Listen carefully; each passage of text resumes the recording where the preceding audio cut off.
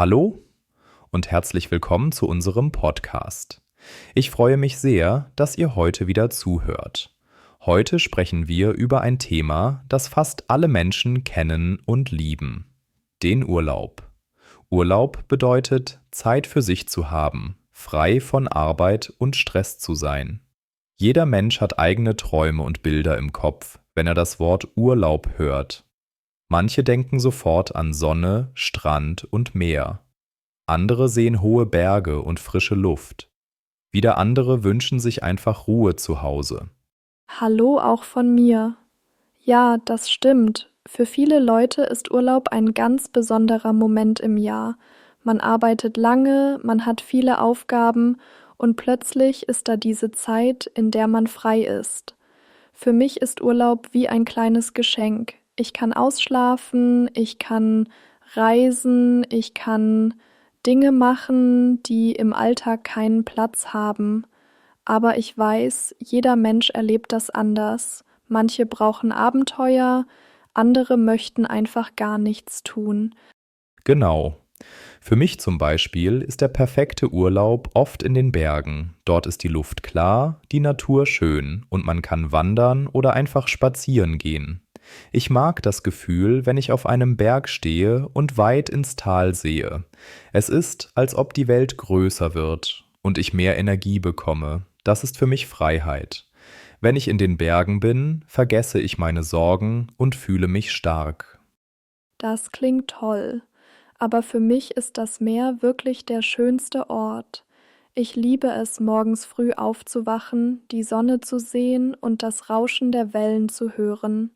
Am Strand zu liegen, zu schwimmen und ein Buch zu lesen, das ist für mich das perfekte Leben. Am Abend esse ich gern frischen Fisch, spaziere am Wasser und genieße den Sonnenuntergang.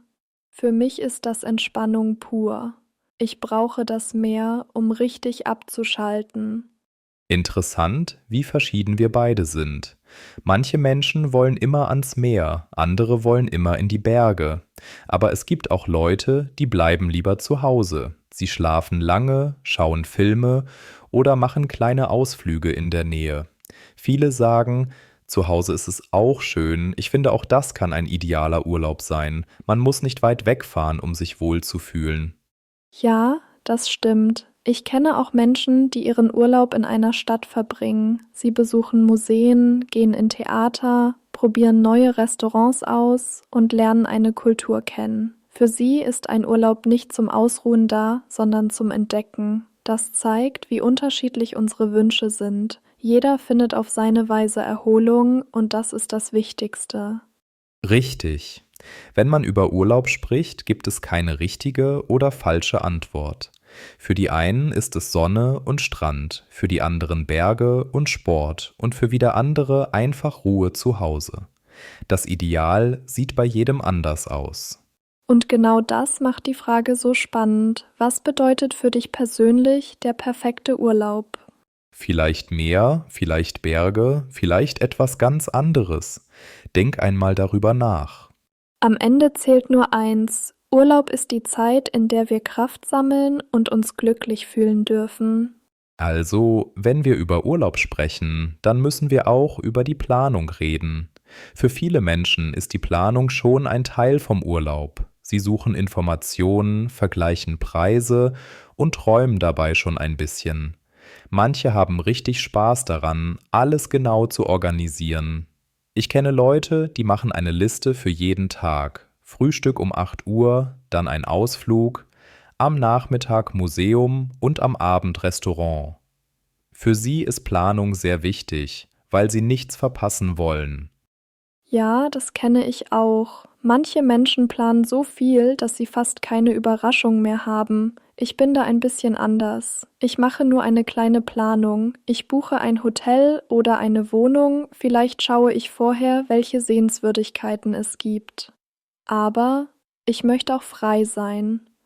Wenn ich an einem Tag einfach nur spazieren gehen will, dann tue ich das. Ich finde, Urlaub ist Zeit ohne Stress. Und wenn ich zu viel plane, fühle ich mich wieder wie im Alltag. Das ist ein guter Punkt. Aber manchmal ist eine gute Planung auch wichtig, besonders wenn man ein kleines Budget hat. Viele Familien müssen vorher genau überlegen, wie viel Geld haben wir, wo ist es billig und trotzdem schön. Wenn man früh bucht, findet man oft bessere Preise. Ich finde es interessant, wie unterschiedlich Menschen mit Geld umgehen. Die einen sparen lange für einen großen Traumurlaub, die anderen machen mehrere kleine Kurzurlaube. Ja, Geld spielt wirklich eine große Rolle. Es ist schön, wenn man viel reisen kann, aber nicht jeder hat die gleichen Möglichkeiten. Deshalb finde ich, dass ein Urlaub auch klein sein darf. Manchmal reicht schon ein Wochenende in einer anderen Stadt oder 2 Tage auf dem Land. Das kostet nicht viel, aber man hat trotzdem das Gefühl, weg zu sein. Und das kann genauso erholsam sein wie 2 Wochen am Meer. Stimmt. Ein anderer wichtiger Punkt ist die Zeit. Manche Menschen haben nur wenige Tage Urlaub im Jahr, andere können mehrere Wochen frei nehmen. Das beeinflusst natürlich die Planung. Wenn ich nur 3 Tage frei habe, dann fahre ich nicht nach Spanien oder Italien. Das lohnt sich nicht. Dann bleibe ich lieber in der Nähe und mache etwas Schönes. Aber wenn ich 2 Wochen habe, dann kann ich auch eine große Reise machen. Ganz genau. Für mich ist die Zeit manchmal wichtiger als das Geld. Wenn ich genug Zeit habe, fühle ich mich wirklich frei. Ich kann entscheiden, ob ich spontan etwas Neues machen möchte oder ob ich den ganzen Tag im Bett bleibe. Aber wenn ich nur ein paar Tage habe, dann denke ich immer, Auntie, oh nein, bald ist es vorbei. Das stresst mich ein bisschen. Deshalb versuche ich, auch kurze Ferien gut zu planen, damit ich wirklich entspannen kann. Ich glaube, jeder Mensch hat seinen eigenen Stil. Manche sind sehr spontan. Sie kaufen ein Ticket, packen einen kleinen Koffer und fahren einfach los. Sie sagen, ich finde schon etwas vor Ort. Andere brauchen die Sicherheit. Sie wollen vorher wissen, wo sie schlafen, was sie essen und was sie sehen. Beides ist okay. Wichtig ist, dass man sich dabei wohlfühlt. Ja, und ich denke, Planung bedeutet nicht nur Geld und Zeit, sondern auch Wünsche. Man sollte vorher überlegen, was will ich in meinem Urlaub wirklich machen? Will ich Sport treiben? Will ich Kultur erleben? Oder will ich einfach nur Ruhe haben? Wenn man das weiß, dann kann man besser entscheiden. Für mich ist es wichtig, dass der Urlaub zu mir passt. Ich brauche Sonne und Wasser, deshalb plane ich meistens Reisen ans Meer. Das ist ein gutes Beispiel. Für mich ist es wichtig, dass ich Bewegung habe. Deshalb plane ich Urlaub in den Bergen oder in der Natur. Ich schaue mir vorher an, welche Wanderwege es gibt, wo man übernachten kann und wie das Wetter ist. Wenn ich das weiß, dann freue ich mich schon beim Planen.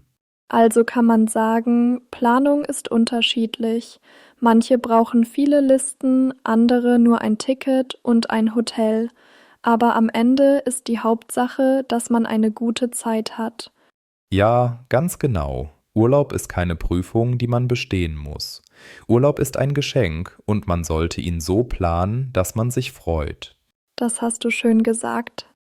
Wenn wir über Urlaub sprechen, dann merken wir schnell, es gibt viele verschiedene Arten. Jeder Mensch hat andere Wünsche. Manche möchten nur am Strand liegen, andere brauchen Abenteuer und wieder andere lieben Kultur. Ich finde das sehr spannend, denn es zeigt, dass Urlaub nicht nur eine Idee ist, sondern viele verschiedene Formen haben kann. Ja, absolut. Für viele Menschen ist der klassische Urlaub am Meer. Sonne, Sand und Wasser, das macht sie glücklich. Sie stehen spät auf, frühstücken in Ruhe und gehen dann an den Strand. Manche spielen Volleyball, andere schwimmen oder lesen. Am Abend sitzen sie mit einem Glas Wein oder einem kalten Getränk und schauen den Sonnenuntergang. Für sie ist das der Inbegriff von Erholung. Ich muss zugeben, für mich ist genau das oft der perfekte Urlaub. Das verstehe ich. Aber für mich ist der Strandurlaub manchmal ein bisschen langweilig. Ich brauche mehr Bewegung. Deshalb liebe ich aktiven Urlaub. zum Beispiel in den Bergen. Wandern, Radfahren, Klettern, das macht mir Spaß. Ich schwitze, ich spüre meinen Körper und danach bin ich wirklich stolz. Wenn ich oben auf einem Berggipfel stehe, fühle ich mich frei und stark. Für mich ist das eine ganz andere Art von Erholung, auch wenn es eigentlich anstrengend ist. Interessant, dass für dich Anstrengung gleich Erholung ist. Aber ja, es stimmt. Für viele Leute ist ein aktiver Urlaub genau das Richtige. Manche fahren auch gern Ski im Winter, andere machen Fahrradtouren im Sommer. Man kann viel erleben und hat am Ende tolle Erinnerungen. Ich glaube, das ist ein Unterschied. Beim Strandurlaub hat man vor allem Ruhe. Beim aktiven Urlaub hat man viele Geschichten zu erzählen. Richtig. Und dann gibt es noch die Menschen, die einen kulturellen Urlaub lieben. Sie fahren in große Städte, besuchen Museen, Theater, Konzerte und Restaurants. Sie laufen durch die Straßen, entdecken Architektur und probieren das lokale Essen. Am Abend sind sie oft müde, weil sie den ganzen Tag unterwegs waren, aber auch sehr glücklich. Für sie ist ein Urlaub nicht zum Schlafen da, sondern zum Entdecken. Das ist auch eine schöne Idee. Ich habe Freunde, die jedes Jahr in eine neue Stadt reisen. Sie sagen, wir wollen die Welt sehen, wir wollen lernen. Sie fotografieren alles, machen kleine Videos und schreiben Tagebuch. Für sie ist das ein Schatz an Erfahrungen. Ich finde, das ist eine tolle Art von Urlaub, weil man so viel Neues sieht und auch etwas über sich selbst lernt. Es gibt aber auch noch eine andere Form, den Urlaub zu Hause. Manche Leute reisen gar nicht weg. Am Anfang klingt das vielleicht langweilig, aber es kann sehr schön sein. Man schläft lange, man isst gemütlich zu Hause, man trifft Freunde oder macht kleine Spaziergänge in der eigenen Stadt. Manche renovieren ihre Wohnung oder dekorieren den Balkon. So wird das Zuhause ein neuer Ort, fast wie im Urlaub. Ja, genau. Ich finde, man nennt das heute oft Staycation. Das heißt, man bleibt zu Hause, aber man macht trotzdem Urlaub. Kein Stress, keine Arbeit, kein Druck. Man kann auch kleine Dinge genießen. Ein gutes Frühstück, ein Filmabend, ein Picknick im Park. Das kostet wenig und gibt trotzdem viel Freude. Ich glaube, manchmal vergessen wir, dass Urlaub nicht immer weit weg sein muss. Das stimmt. Urlaub ist nicht nur ein Ort, sondern ein Gefühl. Ob Meer, Berge, Stadt oder Zuhause, wichtig ist, dass man sich wohlfühlt. Jeder Mensch hat andere Bedürfnisse und jede Art von Urlaub kann ideal sein. Und vielleicht ist es sogar am schönsten, wenn man verschiedene Urlaubsarten ausprobiert. Mal Strand, mal Kultur, mal Natur, mal einfach Ruhe zu Hause. So entdeckt man, was einem wirklich gefällt. Ja, das ist eine gute Idee. So wird es nie langweilig und man findet immer wieder neue Seiten vom Leben. Wenn euch unser Podcast gefallen hat, dann abonniert bitte unseren Kanal. Vergesst nicht, ihr könnt die Untertitel auch in eurer Muttersprache einschalten. Und klickt auf die Glocke, damit ihr kein neues Video verpasst. Vielen Dank fürs Zuhören und bis zum nächsten Mal.